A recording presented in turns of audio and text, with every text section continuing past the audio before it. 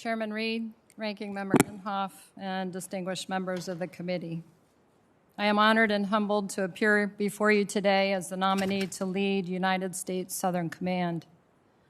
I would like to thank President Biden, Secretary Austin, and General Milley for their trust and confidence in nominating me for this position. I would also like to recognize Admiral Faller, the current U.S. Southcom commander, and his wife, Martha, for their loyal and dedicated service to our nation. If confirmed, I will build on their efforts and work diligently together with our partners to ensure we fully account for the defense challenges and opportunities in Central and South America and the Caribbean. I would like to thank my family for their love and support throughout my military career. With me today is my husband, Jim, our daughter, Lauren. Jim has been my strongest advocate for 33 years, and we have proudly served side by side, tackling the challenges of a dual military family. And I would not be the officer that I am today without him. Lauren, who I am so proud of, she deserves so much credit for her support and sacrifices along the way. It's often the service members who receive praise, but I believe that our military kids deserve more credit for their support and sacrifices as well. I would like to thank my parents watching from Colorado. They have truly been instrumental in establishing a family virtue of service to our country. Thanks, Mom and Dad. In this era of long-term strategic competition, the United States must remain the partner of choice throughout the Western Hemisphere. As this committee knows, the Southern Command region is of strategic importance to U.S. vital interests, and if confirmed, I will synchronize our approach to security cooperation, working across all combatant commands to narrow the gaps and seams our competitors are exploiting. Today, many of our closest partners in the region are still fighting bravely against COVID. We are all too familiar with the devastation caused by this deadly pandemic, and I empathize with those who have felt its horrific impacts.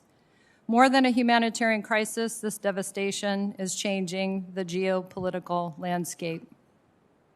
Authoritarian regimes and transnational criminal organizations enabled by China and encouraged by Russia are attempting to consolidate power in the region, and free societies are being directly challenged.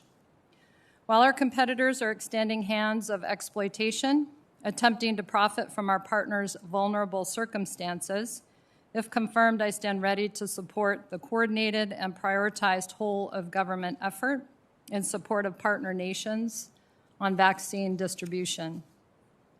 I will focus on rebuilding regional resilience by expanding our security cooperation efforts and multilateral exercises, increase international military education and training exchanges, and work with the Department of Defense and Congress on innovative methods to increase levels of interoperability and global integration. Through a comprehensive and multilateral approach, we can strengthen regional resilience by denying freedom of movement to transnational criminal organizations, by reducing exposure to the corrosive efforts of external state actors in our shared hemisphere, and thereby improving security of our southern border. We draw upon the strength in the Western Hemisphere from partner nations who share our values of freedom, democracy, respect for human rights, and the rule of law.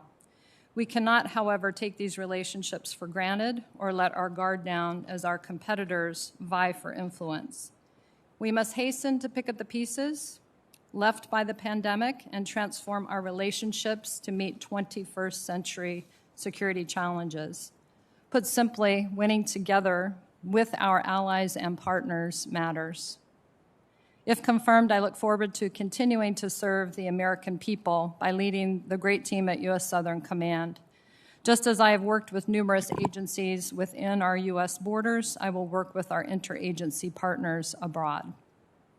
Whether against COVID, transnational criminal organizations, the predatory actions of China, the malign influence of Russia, or natural disasters, there is nothing we cannot overcome or achieve through an integrated response with our interagency allies and partners. Thank you again, Chairman Reed, Ranking Member Inhofe, and members of the committee for this opportunity. I look forward to your questions. Thank you very much, General Richardson. I will be